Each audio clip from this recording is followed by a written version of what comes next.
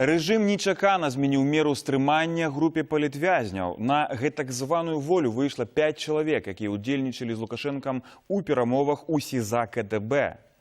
Калі лічыць, што за кратамі застаюцца больш сотні палітзняволеных, а праз жорны рэпрэсіяў за апошнія 2 месяцы прайшлі дзесяткі тысяч чалавек, то паслабленнем рэжыму гэта не назавеш. Але каму гэткі сігнал пасылае Александр Лукашенко?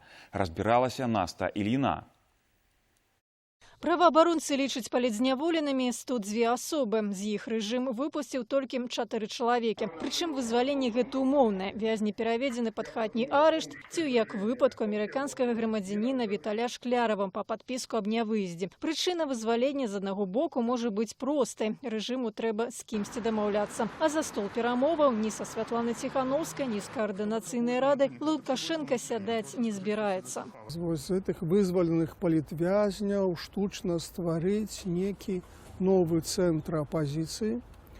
І пачаць менавіта з гэтым цэнтрам некі дыялог, уключыць яго ў працэс канстытуцыйнай рэформы, і аб'явіць это і беларускаму грамадству, і ўсяму свету, што дыялог пачаўся. Ролі лукашэнкаўскага рупара на сябе ўзяў 5-ы вызвалены з засценкаў рэжыму Юрый Васкрасенскі, якому не толькі было даручана скласці спіс, каго вызваліць, але і данесці да шырокай грамадскасці тое, чаго хоча рэжым. У першую чаргу збіць хвалю пратэстаў. Ён разумее, што аднымі сілавымі метадамі вырашыць беларускі палітычны крызіс немагчыма.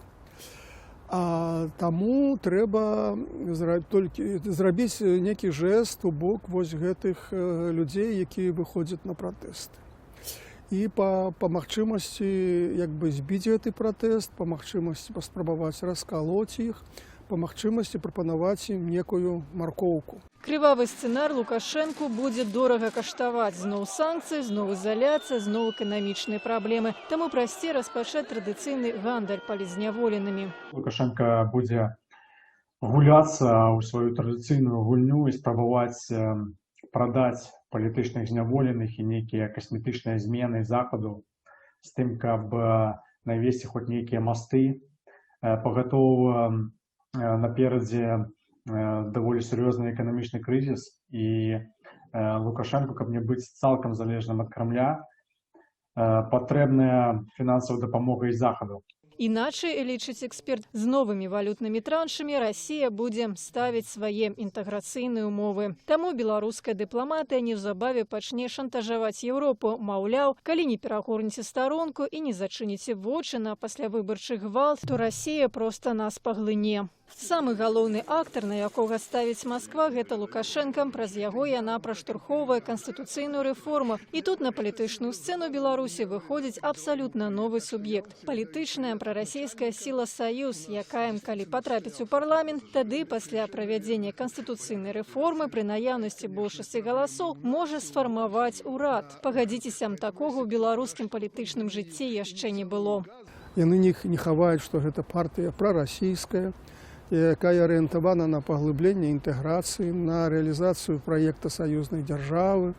Нават там прагаварылі, што трэба прызнаць незалежнасць Паўднёвай Асетыі і Абхазіі. Мне здаецца, што прарасійскія арганізацыі і сама Расія прыйшлі да высновы, што склалася вельмі спрыяльная сітуацыя. Няхай цяпер Лукашенко папробуе адмовіць у рэгістрацыі гэтай партыі. Якраз цяпер, калі Лукашенко вельмі моцна залежыць ад Расіі.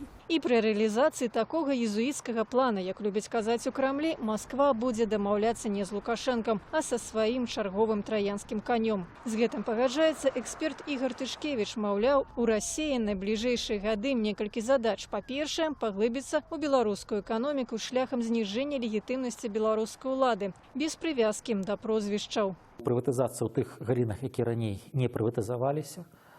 І тут якраз такі візіт атачэння Калеснікава, ён цалкам укладаецца ў гэту схему, таму што зверніце ўвагу, ў інтэрв'ю пасля людзі шмат гаварылі пра прыход расійскага бізнесу, пра тое, што ў гэтым няма нічога кепскага. Другая частка. Для Расійскай Федэрацыі вельмі важным, чаму для Расіі важна канстытуцыйная рэформа, гэта структурызацыя патэнцыйна прарасійскага электарата, гэта да 20% электаральнага поля Беларусі для таго, каб мець свайго выразніка, сваіх інтарэсаў, свайго лабіста на беларускім палітычным полі. Гэта пэўны аналаг украінскага Медведчука толькі ў Беларусі. Таму Расія будзе ціснуць і настойваць на рэалізацыі палітычнай рэформы з патрабаваннем пашырэння ролі палітычных партаў. Але змяненне меры стрымання 4 палізняволеным – гэта сігнал не толькі Маскве ці Брусэлю, сярод так званых вызваленых і грамадзянін США. Ці не з'яўляецца гэта рэверанс у бок Вашынгтона? Тым больш, што амерыканскі амбасадар да Беларусі ўсцяж не даехаў. У гэтым працэсе не патрэбна залішне падняццё ставак як на расійскім, так і на амерыканскім накірунку. Я б не казаў, што гэта вынікі пэўнага ціску, там, дзе так далей. Проста Злучаныя Штаты Амерыкі яны займаюць дастаткова стрыманую пазіцыю па беларускім пытанні, і для атачэння Лукашэнкі важна, каб гэта пазіцыя засталася. Відавочна, што падзеі паскорыліся і звязаны гэта ў першую чаргу з пагаршэннем эканамічнай сітуацыі. Але над нелегітымнай уладай вісіць і яшчэ адзін выклік. Невядома, як зменіцца ўнутрыпалітычная сітуацыя нават цягам бліжэйшых дзён. Бо 25 кастрычніка скончваецца час ультыматуму рэжыму, які агучыла лідарка дэмакратычнай Беларусі Святлана Ціхановская.